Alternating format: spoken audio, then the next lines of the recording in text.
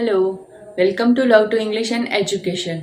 इतने दिनों हम बहुत बार बात कर चुके हैं कि हमें क्या पढ़ना है, कितना पढ़ना है और कैसे पढ़ना है।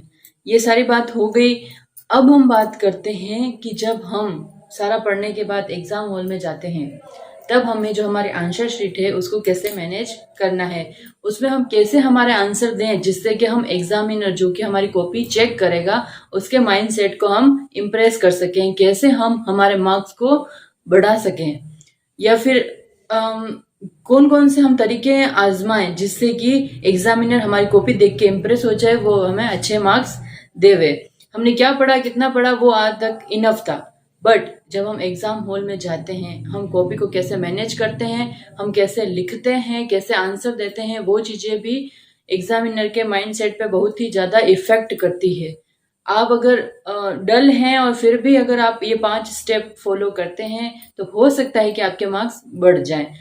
और अगर आप होशियार हैं, आप एक प्रतिभाशाली बालक हैं, बट फिर भी अगर आप इन 5 चीजों को फॉलो नहीं कर सकते तो कहीं ना कहीं आपके कुछ मार्क्स कटने के चांसेस रहते हैं। पहला हम स्टेप देखते हैं इसमें कि हमें हमारी हैंड राइटिंग पे ध्यान देना है। हैंड राइटिंग एक दो दिन में तो सुधरती है नहीं। अगर आप बोलोगे अब कल एग्जाम है और आज हमारी हैंड राइटिंग कैसे सुधारें, वो पॉसिबल नहीं है।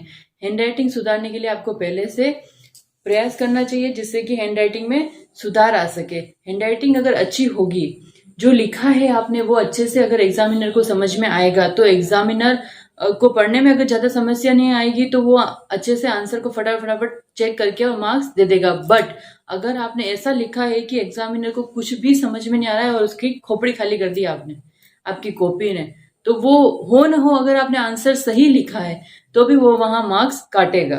ऑब्वियस सी बात है। इसलिए आपकी हैंड राइटिंग पे आपको ध्यान देना है। दूसरा है ऑर्डर ऑफ आंसर। जो हमारा क्वेश्चन पेपर आता है उसमें 8 से 10 क्वेश्चन होते हैं, तो हमें ये प्रोसेस अपनाना है कि हमें first, second, third, fourth, fifth जो सीक्वेंस चल रहा है क्वेश्चन का वैसे ही करें। जो होशियार विद्यार्थी होते हैं, जो प्रतिभाशाली विद्यार्थी होते हैं, जो कि 90 अबव मार्क्स लाते हैं, वो अधिकतर इसी चीज को फॉलो करते हैं कि फर्स्ट, सेकंड, थर्ड ऐसे सीक्वेंस में चलते हैं, जिससे कि एग्जामिनर का माइंड सेट रहता है कि हाँ इस क्वेश्चन का इतने नंबर मुझे देने हैं। वो बराबर क्वेश्चन पेपर को देखते हुए चलता जाता है। बट अगर आपने 6 क्वेश्चन पहले लिख दिया है तो 6 क्वेश्चन के मार्क्स क्या है, फिर वो पेपर में देखेगा, फिर उसमें नंबर देगा।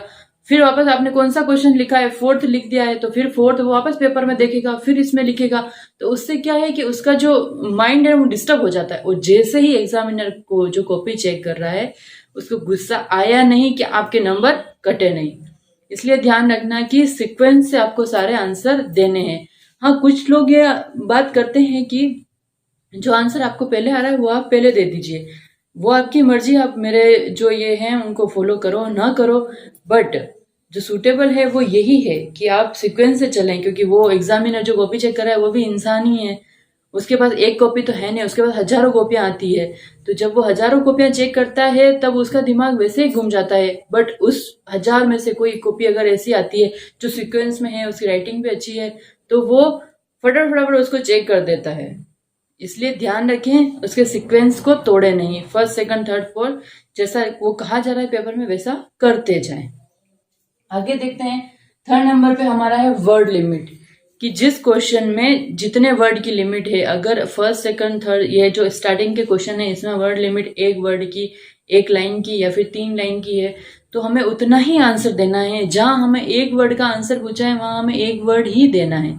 यूं नहीं कि आपको अगर वो आंसर अच्छे से आता है, जो कि एक वर्ड में आंसर देना है, बट उसका आंसर आपको अच्छा से आता है, आप पेज भर सकते हैं, तो यूं नहीं है कि आप वहां पूरा पेज भर दो। आप अगर पूरा पेज भर भी दोगे तो उसका कोई मतलब नहीं निकलेगा, और ऊपर से एग्जामिनर जला जाएगा कि ये किया क्या है इसने।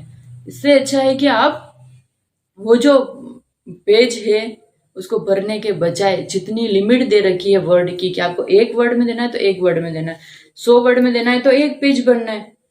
ठीक है, लिमिट सामने दी होती है पेपर के, या फिर आगे जो रूल्स दिए होते हैं वहां आप देख लीजिए कि किसकी कितनी लिमिट है, उस हिसाब से आंसर दीजिए। एक वर्ड है तो एक वर्ड में दीजिए, एक पैराग्राफ है तो एक पैराग्राफ में, 100 वर्ड है, हाँ 100 वर्ड है तो एक पेज, और 300 वर्ड है तो 3 पेज। ओके, नेक्स्ट हमारा पॉइंट आता है डोंट कट और इरर सो मच। क्या करना है, जो हम आंसर दे रहे हैं ध्यान से देना है, एक एक शब्द समझ के लिखना है। ये नहीं है कि आपने 2 शब्द लिखे उसमें से एक शब्द को काट दिया, वो काटा तो भी कैसे काटा, जैसे मैंने लिखा है दैट। अगर आपकी बाय चांस मिस्टेक होगी, 100 वर्ड में से सिर्फ एक वर्ड गलत होना चाहिए, 100 वर्ड में से एक वर्ड, मतलब एक पेज पे सिर्फ एक या मुश्किल से 2 जो शब्द हैं वो गलत होने चाहिए। वो गलत होने के बाद भी आपको क्या करना है, जैसे ये वर्ड आपका गलत हो गया तो आपका सिर्फ सीधा सा एक लाइन फेरनी है। ओके, अगर आप ये नहीं करके और ये करोगे,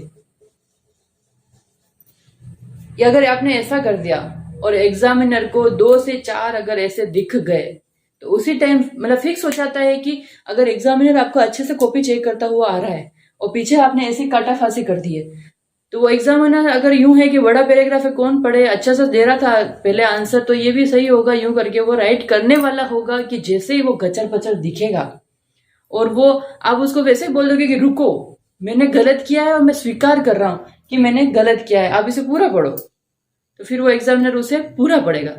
इससे अच्छा है कि अगर आपसे गलती हो भी जाए तो आपको सिंपल सी एक लाइन खींचनी है कि इरेज है, तो उसमें न तो एग्जामिनर को इतनी प्रॉब्लम होगी, न उसका दिमाग इतना खराब होगा और वो अच्छे से कॉपी चेक करता रहेगा। ये ऐसे जो ये सिस्टम है गचर पचर वाला, वो आपको नहीं फॉलो करना है। आपको आपकी कॉपी को साफ सुथरी रखनी है, जिससे कि साफ सुथरी कॉपी देख के एक बार तो एग्जामिनर के माइंड में ये होता है कि नहीं बच्चा होशियार है, साफ सुथरा लिखा है इसका मतलब ये पढ़ाई करके आया है, ये होशियार है।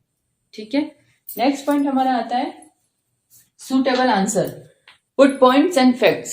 सूटेबल आंसर देना है। अगर आपको किसी ने बोला है, मतलब क्वेश्चन में अगर है कि जल संरक्षण के बारे में बताइए, जल संरक्षण के बारे में बताना है तो सीधे से पॉइंट रखने हैं। शुरू में तो जल संरक्षण क्या होता है, तो जल संरक्षण पॉइंट डाल दें और फिर लिख दें कि जल संरक्षण क्या होता है।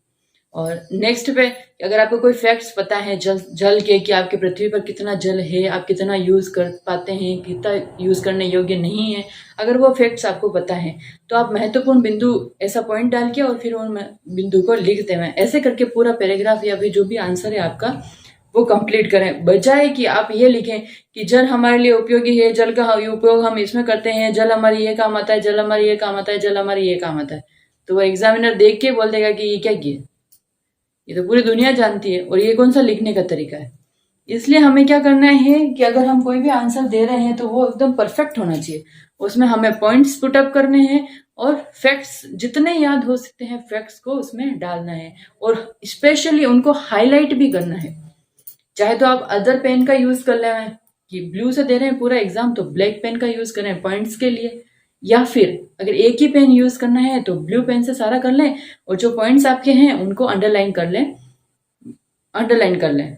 ठीक है, जिससे कि वो एग्जामिनर को शो हो जाएंगे। बट मोस्टली आपको पॉइंट्स लिखने हैं।